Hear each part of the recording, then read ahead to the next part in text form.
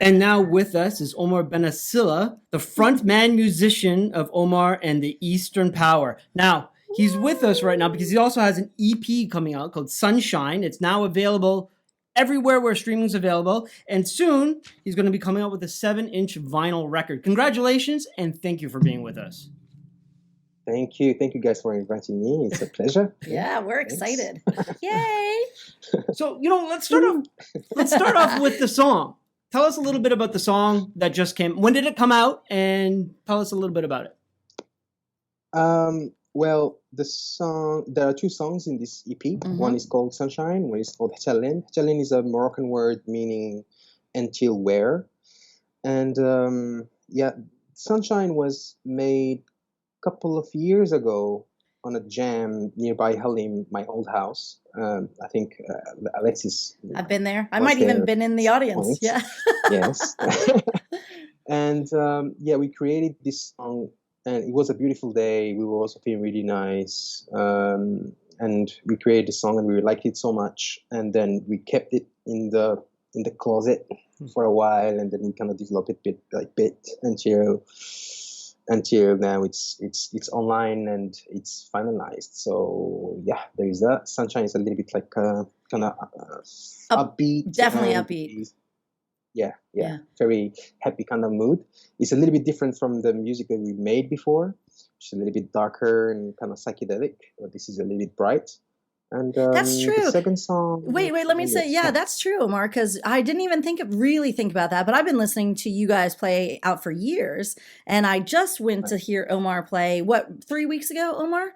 And when that song came on, that vibe was energy. Like real, I mean, all your music, but there's times when your psychedelic stuff, it's more like people sit back and they relax and they let it wash. This time, everybody was up dancing in their chairs. It was high energy. I didn't even think about that. Yeah, nice. Yeah, and then so tell us, and then the second song. Like experience maybe with new stuff. Yeah. The second song is a little bit more. It's a little bit more like our old style. It's inspired from desert blues, which is like. Some sort of blues-ish kind of music from the desert, which is called desert blues. And it's I like actually the second song for me personally. That's your favorite? A little bit moody. Yeah, it's kind of deep and I like them both. Yeah, of course you do. Enjoy and figure out which one. Yeah. How long did you work on these songs for? It depends. Sometimes songs are like made very quick. Sometimes songs have been made a long time ago, and I just like bring them up again. So every tweaking song them, is kind of a unique situation. Yes. Yeah. See, because then I create. Yeah.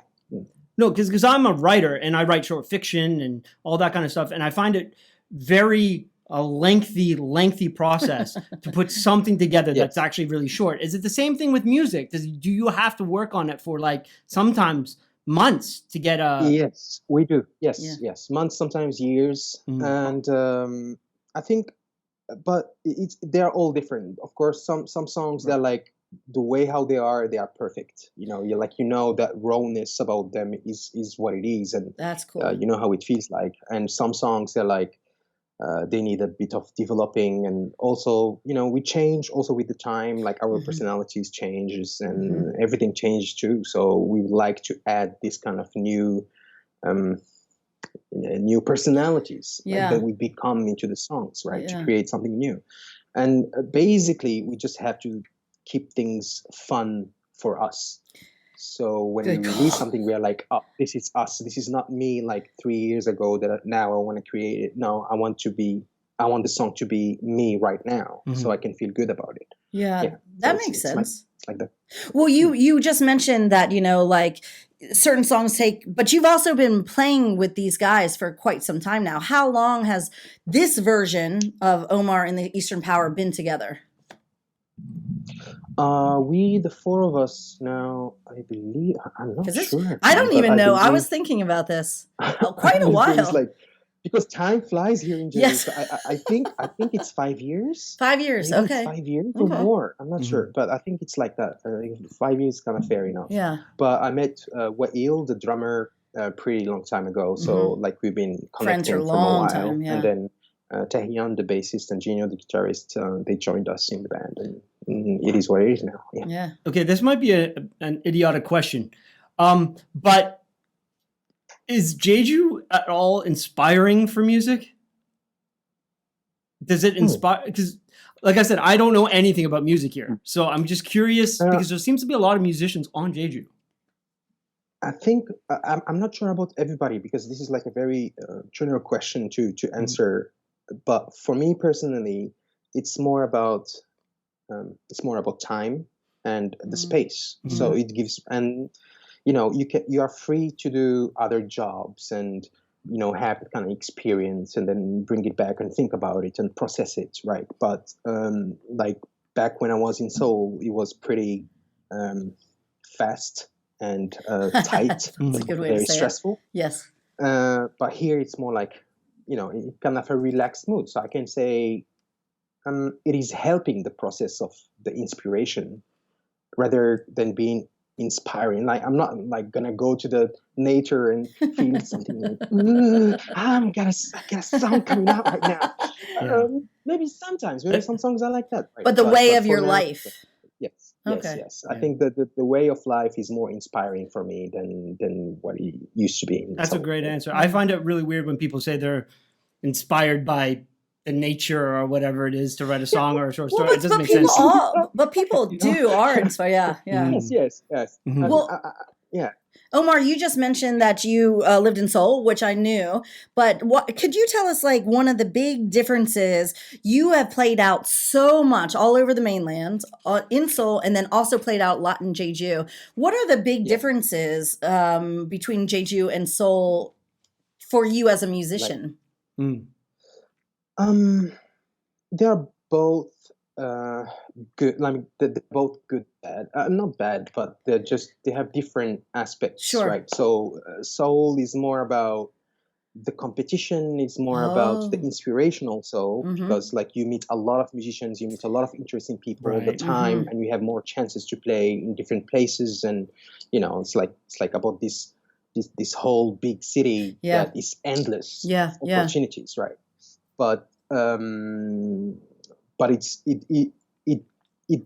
it drained me a little bit. It's like kind of like it's too much energy to spend, and when you're up, and then when you get down, there is no place to kind of how can I say like that? Retreat to get some resources again. Yes, like to you to get your energy back. Okay. Yeah. So it's not easy, but it's very interesting, and it's very challenging at the same time. Yeah.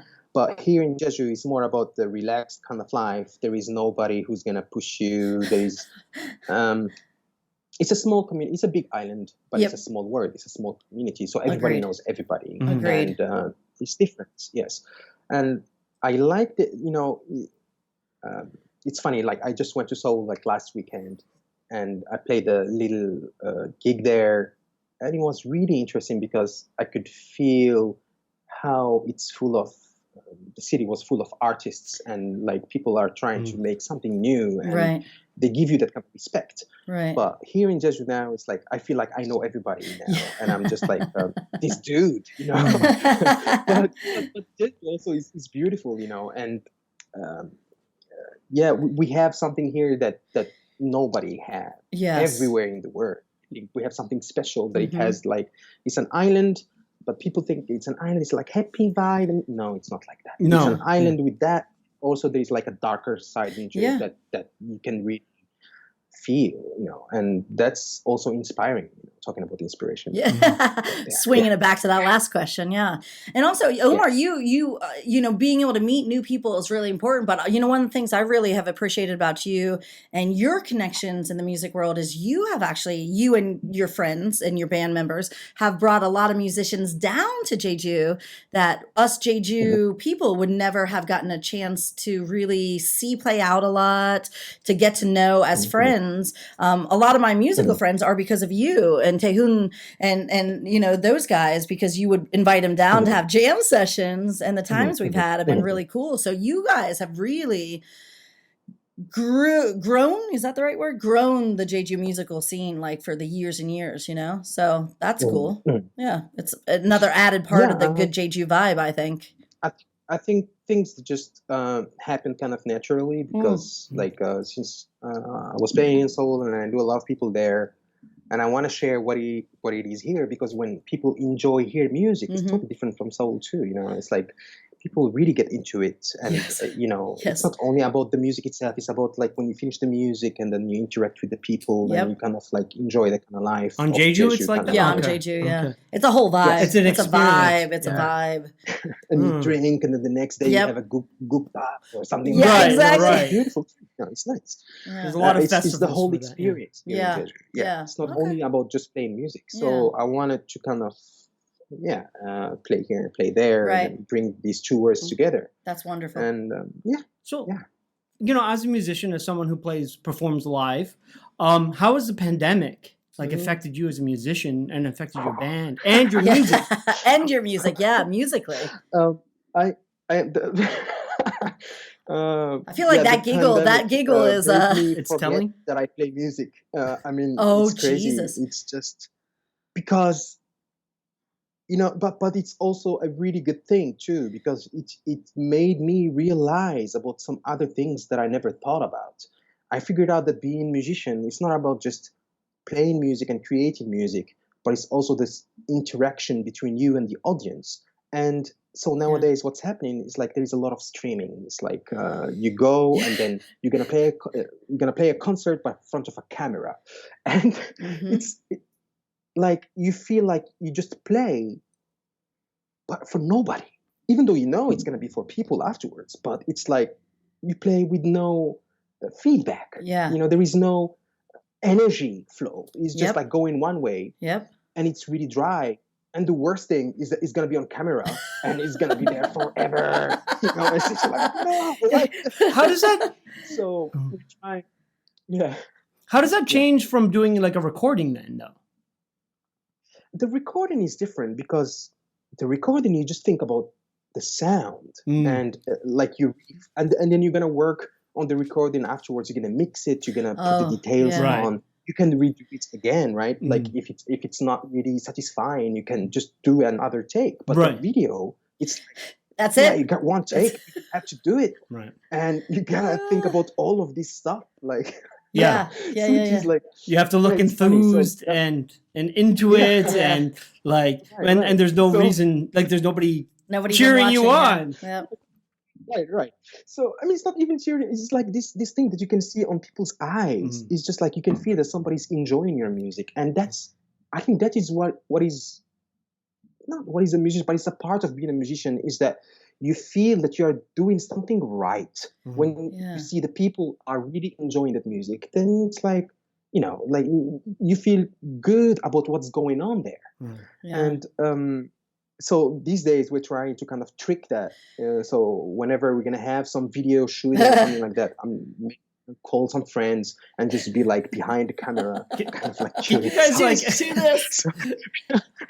Faking it a little bit. Omar, that's interesting you were saying too, because I have found listening to you guys over the years, there have been times with your music, especially some of the more psychedelic stuff, you guys tend to go more internal than out.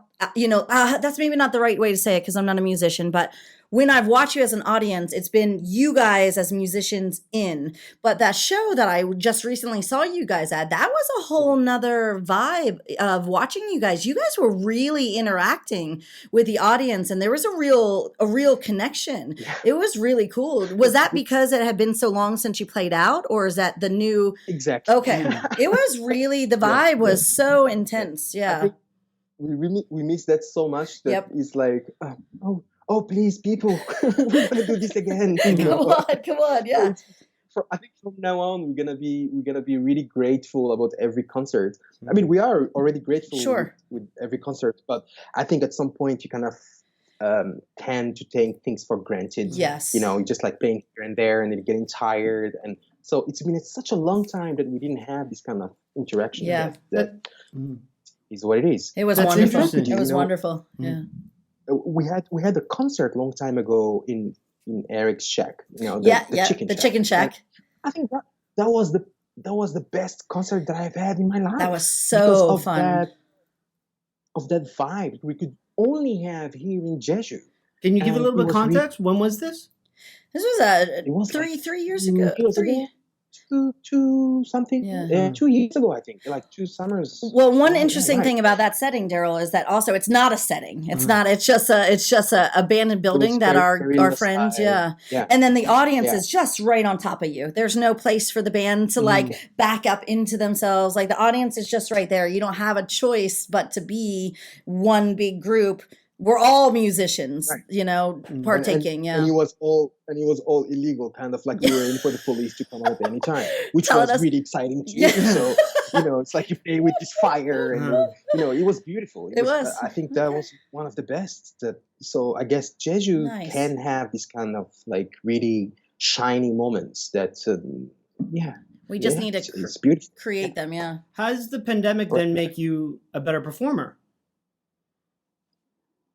Practicing in front of the camera and stuff like that. Yeah, I think the pandemic made me kind of get off from music a little bit. Like I started to do other jobs to kind of exist, live. Exactly. Exist, right? Yeah.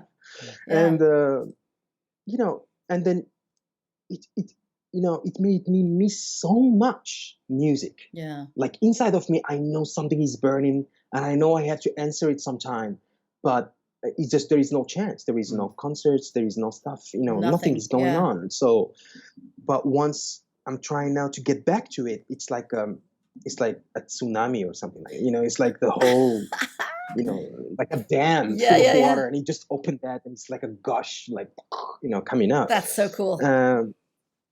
So that's I think that's the lesson that I got from the pandemic. I mean, it's still going on. It didn't finish yet.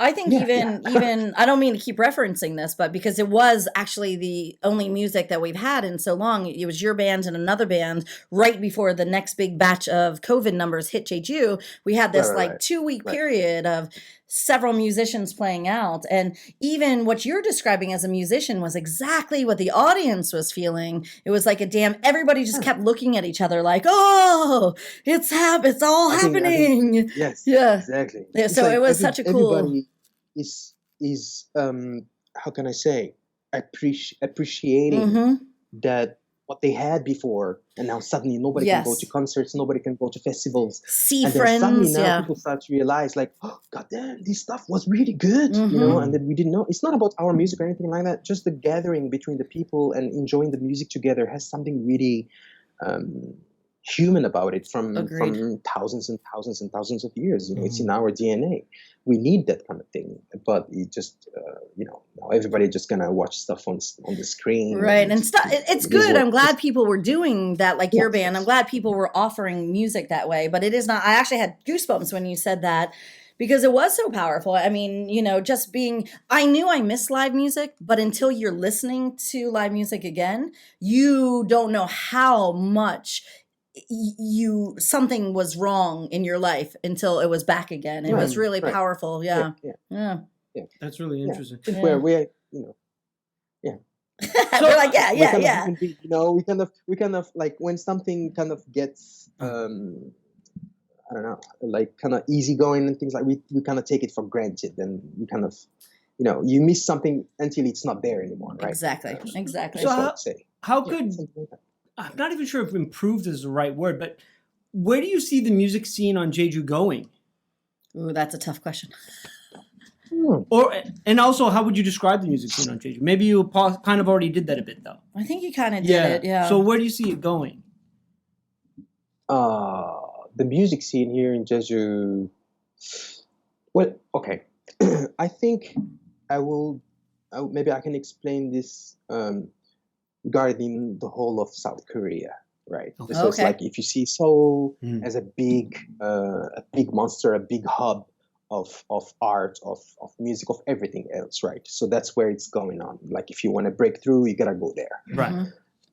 But there are also other spots that they're kind of really interesting too. So there's like Busan, there's like other cities too, Gwangju, But what I feel is that people try to kind of not mimic, but like whatever is going on in Seoul, whenever something new comes up, they will try to kind of try something similar in other places. So if there's like a rock music there, then there's going to be another rock music here. There's going to be a reggae band there, then going to create another reggae band here. But in Jeju, I think they have their unique places aspect, kind of unique feel about the bands. So there are many artists from Seoul that they are moving to Jeju, and that's what happened to me too. Yep. So you got like all these kind of artists. Somehow they only meet because they are all together in Jeju, and there is an interaction there which makes something also unique about Jeju. Right. So, and it's an island and it's beautiful, so it's really charming for people to come play here, and also the music here is gonna develop, of course, it's because there are really good bands here in Jeju already. They create some really unique vibes about them that it's not compared to the mainland. I'm not saying it's better or worse. It's just different. And yes. No, continue. I'm sorry, I didn't mean to cut you off. We have a little bit of lag. And there's also something really interesting happening here in Korea, in Jeju. The interaction between the foreigners and the Korean musician. It's happening more than actually in other places. That's cool. Of course, there are many foreigners who are interacting, but there is like a split. You can always feel the scene there, the Korean kind of style, and then you're gonna go to Itaewon and Hibancheon, you're gonna find these foreign communities playing different stuff, but they don't interact that much. But here, because you don't have a choice, you're gonna have to go for somebody who's gonna play, because I need a bassist. So I gotta have to find somebody, and that's the thing, because it's interesting. That's fascinating. That's dead on. Good thing happening in Jeju that it's not happening anywhere. That's really accurate. And it's actually kind of touristic. I mean, it's not kind of. It's touristic island, so there are many opportunities to play these kind of small gigs, playing above tourists and this kind of thing. So they have chances to play music live, and it's a good thing, and I hope it will get better, and then we can have some strong kind of identity about the Jeju artists in general, and which is already happening. I'm glad you brought that up. That's a really unique point about Jeju. Really unique, Could you suggest some Jeju bands that you like for our listeners? Because I'm not sure if many people know a lot of specifically Jeju bands other than South Carnival. Who are great. There's nothing wrong with them. They're just the most popular. Great. They're great. And then I like the fact that they kind of switch their music focus lately into Afrobeat. I also like that. It's so fun. It's so fun. So kind of like respect that, and it's really, really nice. There is I think it's more about individuals. I like the individuals here in Jeju too. And then all these individuals, they have also different kind of projects going on, right? So they will play with this guy, because it's a small island in a way. So there's also our guitarist Ojinu, who's like playing with other people too. So talented. There is Eric Fileta, who plays like reggae. He's trying his best to like play with different people and bring in the reggae vibe into Korea. Definitely trying to get inspired these days. Right. Yes. So yes, there are many good bands. I think there is the Parasol Wave these days. Is kind of a new band. Like they're so great. I'm gonna go see them on Sunday. Yes, they're really good, really smooth. They're getting into this kind of Kwan Bin sort of kind of new. I feel like it's surf, to me, like it feels like a surf. They're like a cool surf band. Yes, exactly. Yeah, if you know who is Kurapin. They're from Texas. Really good band. And many people are kind of getting that kind of vibe these days. And and there's plenty of music out there on Jeju if you just look. And if you my big hint for our listeners would be like find the venues on Instagram and follow these venues on Instagram and see the shows that are coming up. Of course, now no shows are happening yet again. But you know what I really wish is to make a magazine or a pamphlet that that we can distribute in the airports. Yeah. And saying like the underground culture of Jeju, because there is an underground culture. 100%. It's not just a touristic thing. That's one of my wishes. Maybe you can make one. I mean, I'm a newspaper man. I could put that together for you. Yeah. That would be really cool, man. I would help you out, tell you like what's going on around the island, so people can just go like kind of like a gig touring or something like that. It would be really fun. I like it. And that's one idea. But I feel kind of sorry because like a lot of people, they just come here to Jeju as a tourists. But I think a lot of people, they come to Jeju and they feel like they are in another country, even though it's South Korea. Mm-hmm. But it would be really awesome to give them that experience that it is kind of another country. Yes. It's like a totally different kind of mood. And then give them a try of these underground things going on everywhere. Mm-hmm. Which are not really underground. It's right. just like not really mainstream popping up on the. When I think of underground, I think of like the seedy bars that I used to go back to in Toronto. That where you got to be careful, you're gonna get stabbed. But in Jeju, by underground, we just mean like those really nice guys over there that we don't really know very much about right now. Yeah. You probably just want to give you a shot of soju or something. Yeah. Like that. They just want to be your friends, man. Yeah. Yes, they just want to be your friends. They just want to be friends. Omar, this has been so amazing. It's been great. Yeah. We're going to have you back on again. Thank you so much for being with us. This has been really enlightening, especially for me. I don't know anything about music. I'm not. Yeah, Daryl doesn't get out much, so I'm more like he's always asking me like, what's going on, what's happening, and I think a lot of people are like that, but more and more, like I said, my biggest hint is to go on Instagram, follow these clubs, and that's the sure way, and then just go to them. You can go solo here. That's what's so great about Jeju. You can show up by yourself. You will walk out with 10 new friends in Jeju because people are just that friendly, So and so now you guys can get the EP Sunshine pretty much anywhere where music is streaming. It's by Omar and the Eastern Power. Now we're gonna play a song. We're going out. We're gonna end this. We're gonna end our new. Let me say that again. We're gonna start a new segment and Omar, you're gonna be our pilot. Session. So what we're doing now is all our sessions, all of our podcasts, we're going to end with a different Jeju artist and different song from a different Jeju artist. Yeah. So Omar and the Eastern Power is going to be our first. Well, how do I say that, Daryl? Our first trial. First song. Yeah. First song that we're going to play. Yeah. Play sometimes us out. Sometimes I can't speak English. Sometimes. All right. Well, this has been me, you, and Jeju. I'm Daryl. With me, of course, Alexis. And our music is by I can't believe I just Omar and the Eastern. But they were ending with Omar and the Eastern Power, and art is by Sarah Hodgkiss. Until next time, being me, you, in Jeju. Ciao. Ciao. Such an honor.